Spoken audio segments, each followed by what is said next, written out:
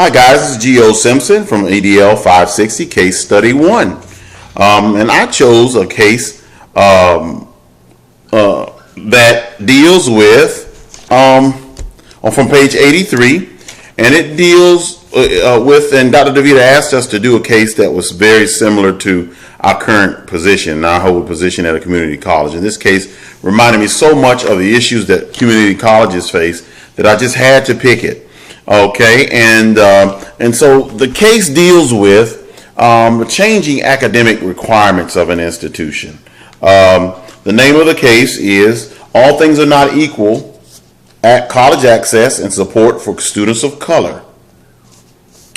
And so what the issue is, first thing, summarize the key stakeholders in the case, is the name of the college is Metropolitan Community College. And it has a vision of providing access. This is an issue of mission and vision conflict. Conflict between the vision and mission of the college in the past and the academic standards that it wants to raise now.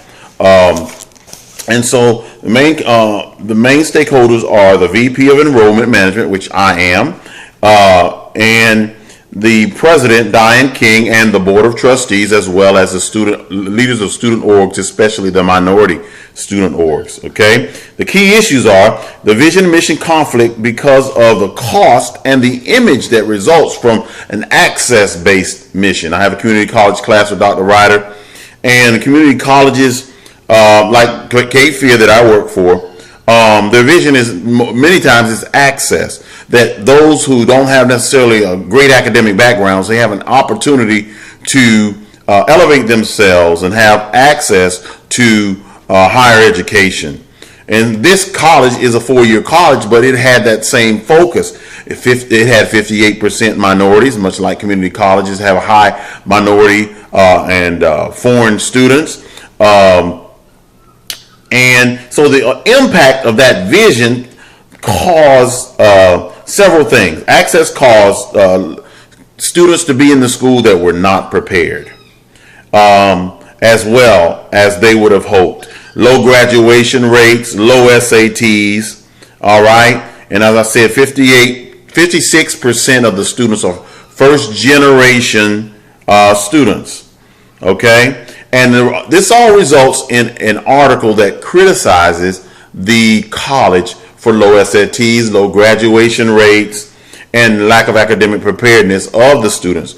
Well, the Board of Trustees decides that they will change the image in which the president is against, and the president resigns and they hire someone else who is for raising the academic standards. And the reason why I say it's a mission and vision conflict is if your mission and your vision is to be to provide access, then you don't all of a sudden change something that will provide access to those who don't normally have access. But the change caused four things, four main things: 24% decrease in minority students, but yet professors and faculty still said that the students they were getting were still academically unprepared. They're just white students that are academically unprepared.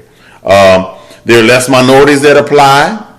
Okay, there was still newspaper feedback about, well, is this university that has always provided access, is it now shifting its focus and shutting the door of access on minorities? So the president and the board of trustees really was provided the impetus to do this because of newspaper. Now the newspaper is turned around and coming against them. So that's a lesson in itself, right there, for those of us who seek to be in higher education. Are we going to be reactive to the media, or are we going to take our time and break things down and make our decisions based on a measured analysis? Then there's, of course, the fourth major thing was there was student unrest, student orgs. Are we now shutting the door to most of our student body?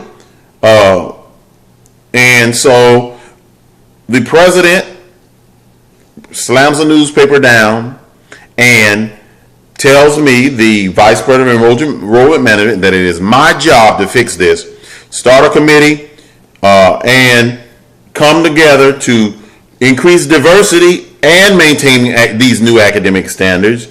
But the president seems unconcerned about student issues, more about their preserving their recent decision and newspaper issues. Now, Dr. DeVita required 8 to 10 minutes, and this is my first video to tell you about number 1 and 2, summarize the key stakeholders, and summarize the key issues presented in the case. I'll take the final 3 or 4 minutes in the next video to do number 3 and 4. Thanks, guys.